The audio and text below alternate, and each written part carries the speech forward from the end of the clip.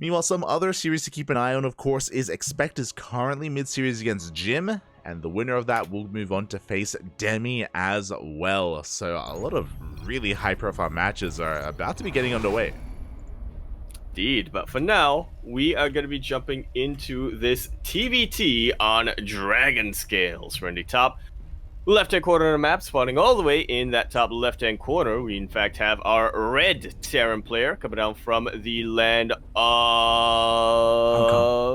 Hong Kong.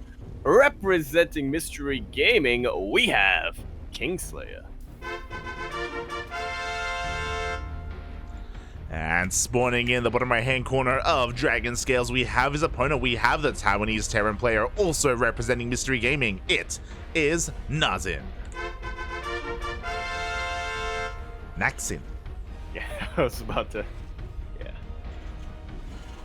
I'm pretty sure it's Naxin, if it's meant to be pronounced with Mandarin. But I think in, you know, other languages, it's Naxin. There you go, mate. There you go. As we are getting into our first TvT of the night, TvT a bit of a rarity in this region. You know, we don't have too many Terran players out there. I say that, but I guess we do have Eternity. We do have Oriana.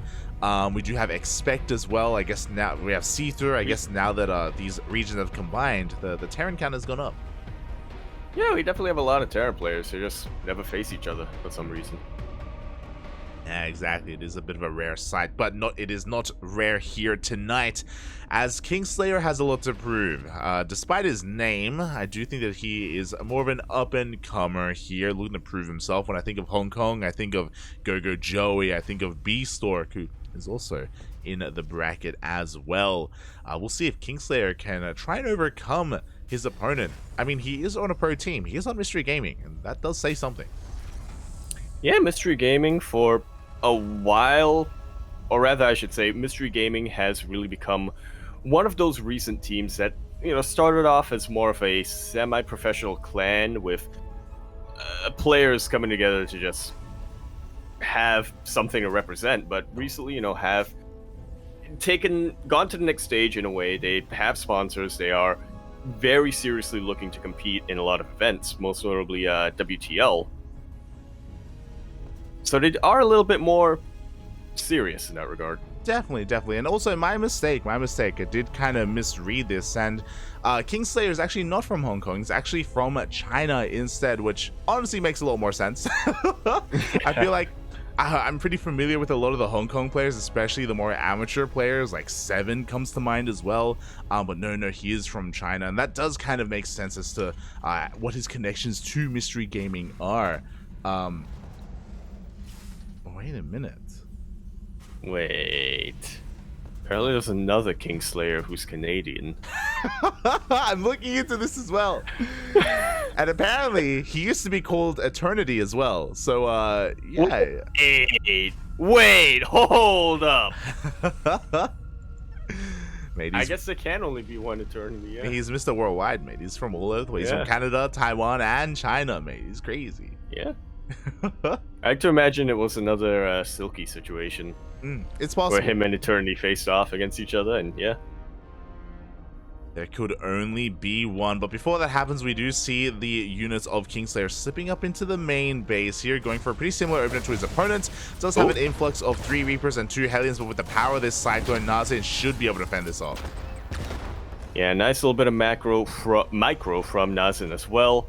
Not taking too much splash from the Hellions and pulling back his weakened Reapers. He actually doesn't lose a single unit.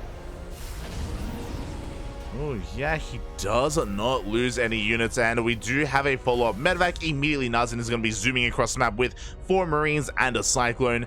And KingSlayeR, is he going to be in position? Oh my, he's going for his own aggression. He's going to be going for his own tank drop. It's going to be so funny watching these medevacs pass each other. Oh boy, will they? Yep, they will. The medevac boosts on out at the same time. Naxin slips into the main base. He's going to be skirting around the edge of the base here, and he could even catch this tank as it pops out of the factory. Yeah, potentially. He's going for the mineral line right now. The tank does make itself shown, but that's not exactly something that Naxin really wants to mess with for the time being. Meanwhile, back home, there is a Cyclone locking on to that medevac, but not quick enough. The entire payload does unload for KingSlayeR. Even elevators up the rest of the units. Yeah, the Hellions have made it into the main base, but there is a defensive Raven. We will have an auto turret. We don't have enough energy for a disable yet, but here we go. We're diving on forward. The tank is getting within range. Yeah, the tanks are getting within range of each other, but Naxin's tank is in a lot more trouble. It did get targeted down by the tank of KingSlayeR first, but in the end, with the auto turret and with the SCV pull, Naxin is able to hold without losing any of his SCVs. The same cannot be said for KingSlayeR across the map. Yeah, the drop across the map just dealt a little bit too much damage. 4 SCVs went down, and KingSlayer's drop didn't really deal too much economic damage at all. We traded a tank for a tank. The Ravens did survive. They're going to be able to accumulate so much energy over time. And oh boy, KingSlayeR is going to be on the back foot after this. He's going to have to come up with a bit of a different way to catch back up into this game, and that's going to be by moving out across the map again. Yeah.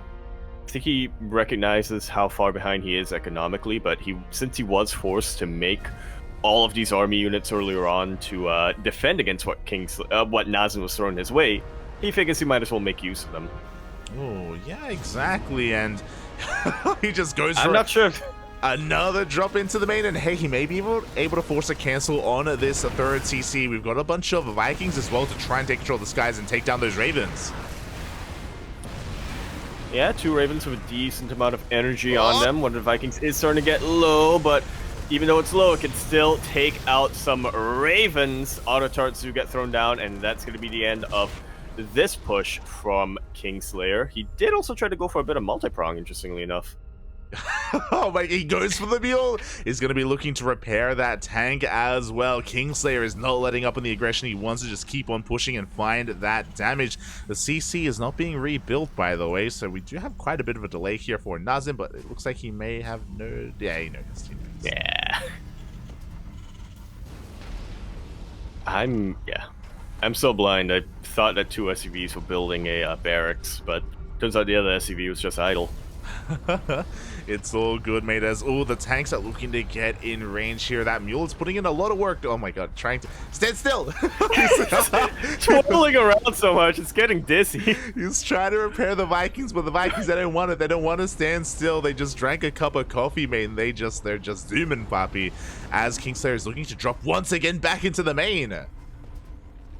And this time it's a much beefier army with a lot of tanks and a lot of Vikings. Yeah, and this is honestly getting kind of scary. KingSlayeR, he has the army advantage. He's getting on top of the production. 1 Rax is going to be going down. The 2nd Rax will not complete either, and so close. Oh my god, is Naxin going to be able to break this? Well, the anti-armor missile definitely helps out a ton. The Liberator goes down. KingSlayeR has just lost his entire air control. And if these Vikings land on top of these tanks, or even if, yep, 1 Liberator is being produced right now for Naxin, I don't think KingSlayeR really has a lot of longevity in this drop. I don't think so either. He doesn't have any pushing power either because he just doesn't really have too many Marines. He is within range of one of these Raxes, and again, taking control of the production is definitely a good thing for KingSlayeR, but soon he may end up losing his forces. Yeah, he's got to get the hell out of here. Yeah, the medevac is so low. If tanks don't escape now, I don't think they'll ever be able to. Yeah, but you know what? KingSlayeR is still just rallying everything across the map. He's got his own 3rd CC done, going to be landed on location. KingSlayeR getting behind the mineral line as well. Not really getting too many SCVs, but no, I say that. 3 SCVs go down. Yeah, little by little, KingSlayeR is looking to catch back up. He actually is ahead now when it comes to the worker count for the first time in this game, and once again, never lets up the aggression. He is coming in full force with everything he's got. This Liberator needs to survive for Naxin in order for him to really take the fight to the tanks, but it will go down. SCVs are being pulled. Not too many of them go down. Maybe I spoke too soon. Oh boy, yeah, 3 SCVs. The majority of them do survive in the end, and Naxin is going to be able to break this contain. He's going to be able to push out across the map as well. Stim is already done. Stim should finish up for KingSlayeR back at home, but now he's going to have to try and defend this 3rd base. A lot more of an open, vulnerable position here. Naxin, he's going to be going for the throat. The tank count was reset. Yeah, but the Viking count was not. Naxin, unfortunately, doesn't have a lot of, medevacs or any air superiority when it comes to this, but you could argue that air superiority is worthless if you don't have anything on, if you're going to lose the ground battle anyway. Hey, you're not wrong, mate. We do have a scan, and Naxin does see the defensive position here. He sees a single tank, but all these Vikings as well. He's going to have to make a choice here. Oh, we do have a pretty important scan from KingSlayeR. He does spot the army rotating over between the bases. Yeah, he really, really does need to make sure he is in position, make sure the tanks are siege up at any point to defend against any angle that Naxin is going for. Oh, yeah, exactly, and we'll see if he can push on in. So far, with the amount of Marines, with the Vikings, with the tanks, it looks like Naxin cannot pull this off. How long has this been there? The last drop. The one tank that's been forgotten, pup. He's just chilling. He's Modern tank. Where'd everyone go? Oh, he's not sieging! He's going in! Let's go! No way, he's going. He's slow pushing. He is. I don't think he has vision. He doesn't. He doesn't have vision of anything right now, but, you know, shout out to this tank. He's doing what he can. Yeah. To survive, yeah. Let's go. We know what we need to do. Oh my god. Meanwhile, Naxin finally gets his own third SCC up and running. He's still behind economically, but he's slowly catching on up here. 1-1 about to finish up as well, so Naxin will be able to catch up in those upgrades, but still can't really break in. Not yet, but he's going for a doom job. Uh-oh. There are a lot of Vikings and a lot of turrets, though. Naxin trying to zoom on forward. He can't back out. If he does, all of his units are just going to die unnecessarily. So one medevac full of Marines will get taken out, but he still has one medevac with Marines and one medevac with tanks.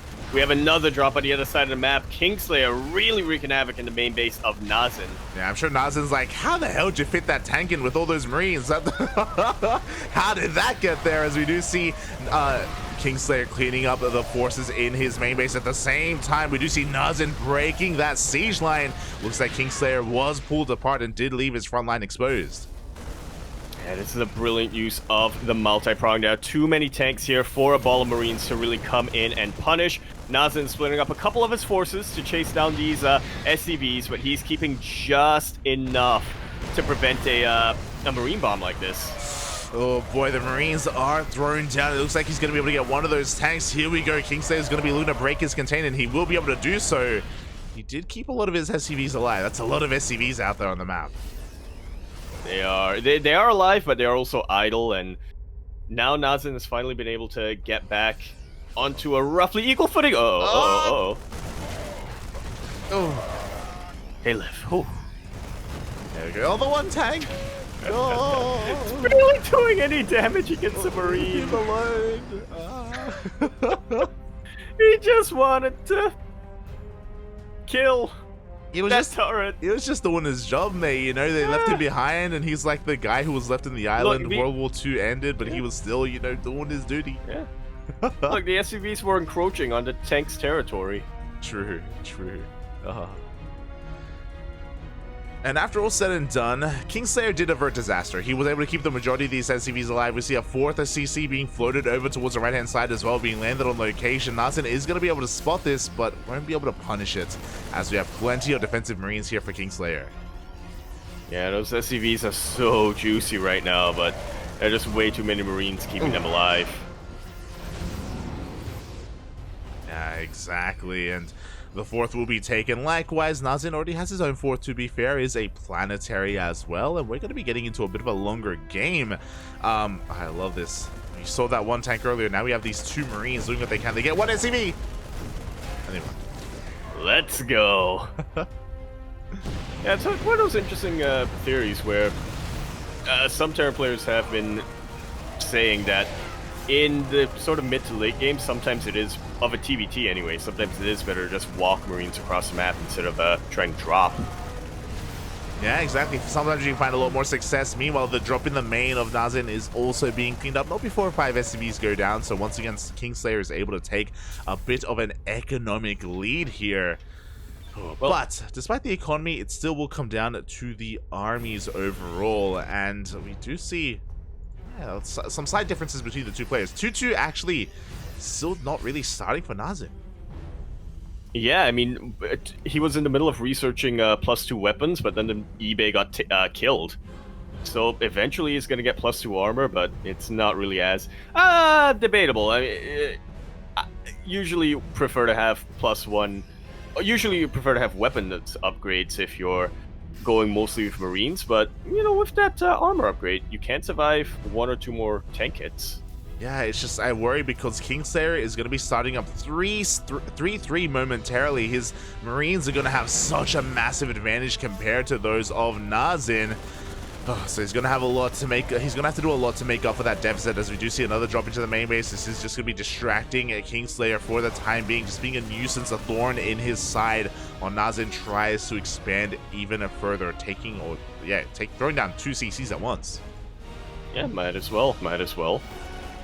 A decent enough economy, and this is probably a better way of Naxin getting ahead of his opponent than, you know, trying to take out the SCVs of KingSlayeR. Look at the amount of tanks he's got. Look at the Venn diagram of sensor towers and the sheer amount of better upgraded Marines. Exactly, and now KingSlayeR is going to be rushing across the map. He is about to max out. Looking at the units tab, we have 7 tanks to the 6 of Naxin, but we have 75 Marines compared to the 51 of our Taiwanese Terran player. KingSlayeR just has too much to handle right now. He's pushing on forward. There's only 1 tank sieged. Yeah, as much as TvT is the matchup where you can really overcome supply deficits, that only happens if you have tanks in a good enough position, and Naxin unfortunately did not. His army, he had no sensor towers in this position. His army was towards the north, and because of that, KingSlayeR dives in, takes out an entire mineral line, and pretty much resets the entire marine count of Naxin as well. Yeah, he really does, and this is even without 3-3. You know, 3-3 is still on the horizon here. KingSlayer's Marines are only going to get better moving on forward. We do have a lot of tanks in position for Naxin, so KingSlayeR can't keep pushing. Oh, kind of. Yes, kind of. But he's already dealt the damage, and Naxin, he just can't resume mining here. Yeah, even if he tries to long distance mine, those SCVs are going to evaporate to their tank shots. Really will. Meanwhile, we have a double drop headed towards the natural base. The reinforcements are headed towards the fresh mining base of Naxin, and once again, he is out of position. Yeah, he just doesn't have to supply to split up his army and defend at 2 places at once. Planetary Fortress is going to do whatever it can to take out these units, but when you have this many Marines, this many tanks, and they all have better upgrades, SCV repair can only do so much. He really can. We got to drop in the main, we got to drop in the natural. Everything is on fire for Naxin, so he's forced to go for a massive all-in across the map. Boys are being pulled here, but KingSlayeR, he can afford to lose some boys. He's actually going to be looking to mass repair that 1 tank.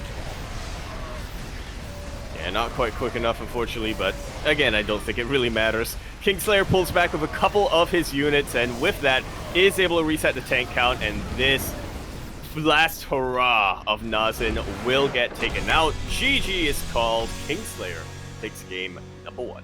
Wow, GG, well played. Coming into this, I was kind of looking at Naxin to be a bit of a favorite here. We have been able to cast him time and time again in these DreamHack regionals for Taiwan and Hong Kong. But KingSlayeR really kind of making a name for himself, really looking quite powerful here, and very impressive result, a very impressive way to kick off this series. I forgot I was thinking lobbies, but yeah. It's kind of living up to its name a little bit there. Kind of living up to its name a little bit there, taking out one of the best Terran players from Taiwan, or not taking him out just yet, but being able to take a map off of him. I'm a little bit distracted by chat, catching up to that sneaky tank in the main base of Naxin. Yeah. Oh god, that's all I'll be able to think of for the rest of the evening. Beautiful, Poppy, beautiful. Yeah, chat just catching up as well with what's been going on. Oh boy. But yeah, we did just see game number 1 take place, and I'm worried now for Naxin. I'm honestly kind of worried. I want to see him do quite well, and he's having a hard time here in the first round. I just wasn't expecting KingSlayeR to put up such an amazing fight. Yeah. I think this could be one of the more unexpectedly competitive series that we're going to have in today's qualifiers. Yeah, it really is, and I wonder how this will come to fruition. As you can hear the beeps, we're loading into game number 2, and it's going to be on Royal Blood. Oh, another Terran favorite map. The Terran is Imba in TvT. You're not wrong, mate. You're not wrong. Oh. So we'll see how this all comes to pass as we're going to be getting into game number 2. Meanwhile, we do have a couple of other updates in the bracket as well. Nothing too major, but Daydreamer actually got a walkover over Jollywa Loves. I wonder if that was a walkover or actually a 1-0, because I did see Jollywa in game. Yeah, that's interesting. It's similar to what happened yesterday. Yeah. But while those other matches do go on, we will be continuing this TvT on Royal Blood. On the top right-hand corner of the map, starting all the way in that top right-hand corner, we have our red Terran player coming down from the land of China. He is going to be representing Mystery Gaming MYG. He is KingSlayeR. Spawning in the bottom left-hand corner of Royal Blood, we have as opponent, we have the Taiwanese Terran player representing Mystery Gaming. It is Naxin. Naxin or Naxin? Yeah, I was... We're not 100% sure how to pronounce his name, but we know it starts with an N. Let's go, Bobby. Let's go. And oh boy, yeah, I'm really curious to see what KingSlayeR has in store for us here. It did feel as if our Taiwanese Terran had a bit of a stronger start overall, but we saw hyper aggression coming out from KingSlayeR, and at least to begin with, Naxin was doing a great job at defending, at deflecting, but then things got a little bit out of hand.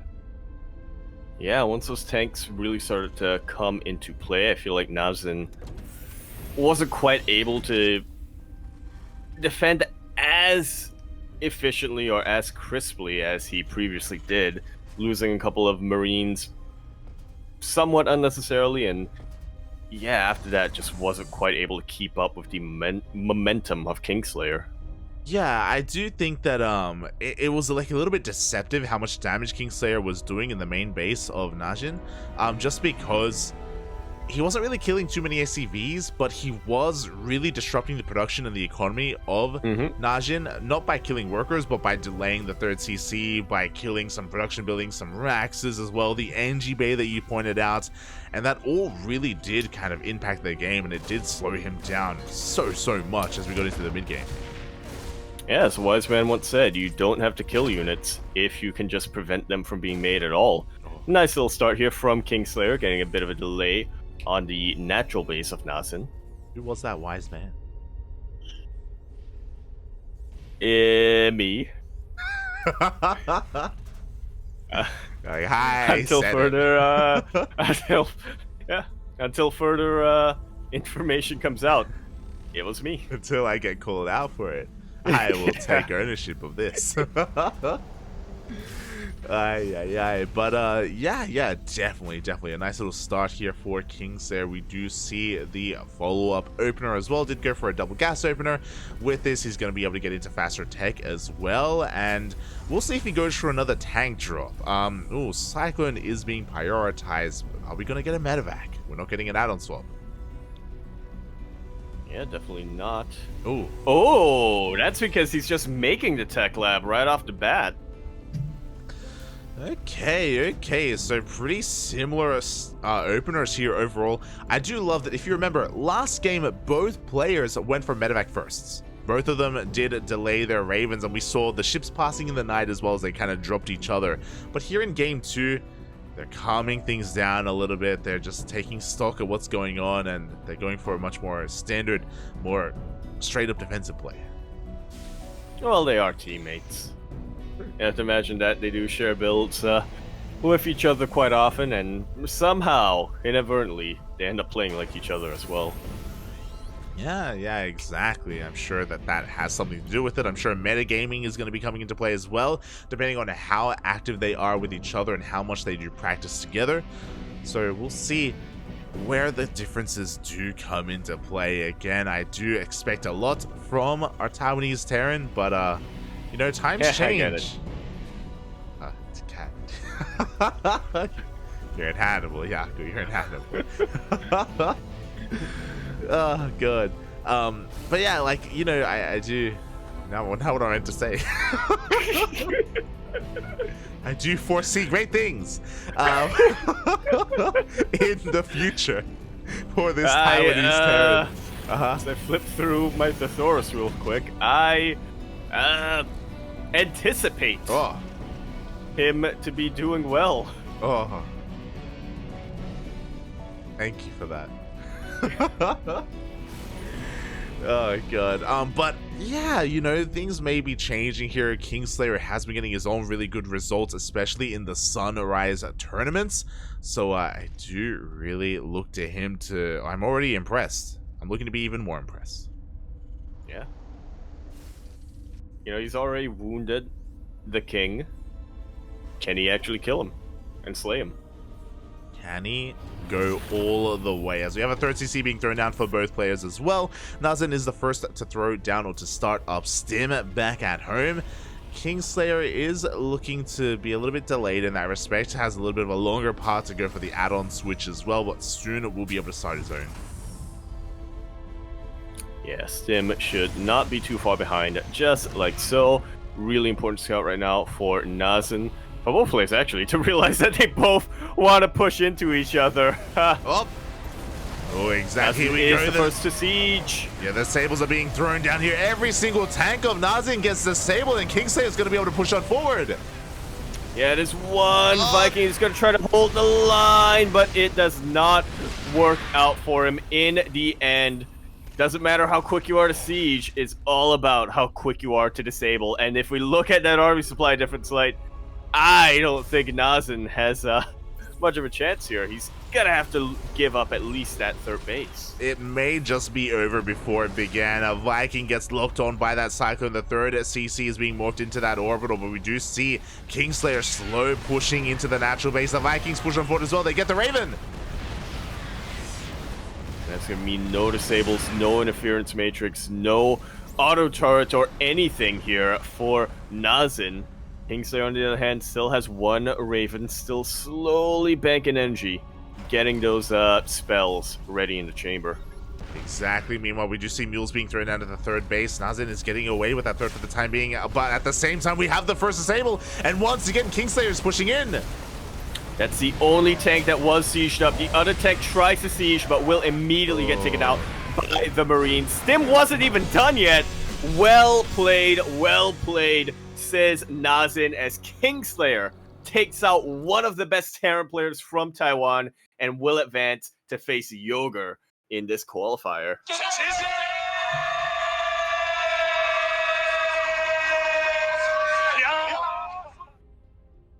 Hey. Living up to his name.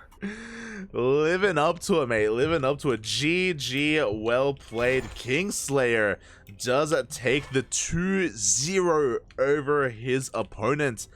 And there's just something about these Chinese players, mate. We saw it last night. We saw Demi falling. We saw Honmono struggling. We saw a lot of these kind of big names from Oceania, Southeast Asia, and Taiwan, Hong Kong as well, just not having the runs that we expect him to see. Beastork as well fell yesterday, if you recall.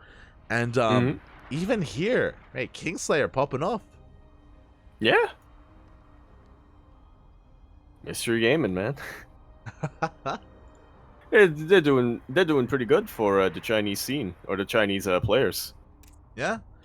Yeah, they really are, and I would like to imagine that a lot of this is due to Oliveira. I do know that Oliveira winning the World Championship did kind of spark this passionate flame in the Chinese scene, not just Oliveira, but also WTL, everything that SC Boy has been doing, so it's really great to see kind of reflected. Arc, yeah, like the weaves, the waifus. But it is great to see that kind of reflected here in the play of their players of their scene, and they are just, yeah, popping off here. Even a couple of other players getting knocked out. Eternity, he doesn't make it through either. What? Huh? Does KingSlayeR get to change his name back then? I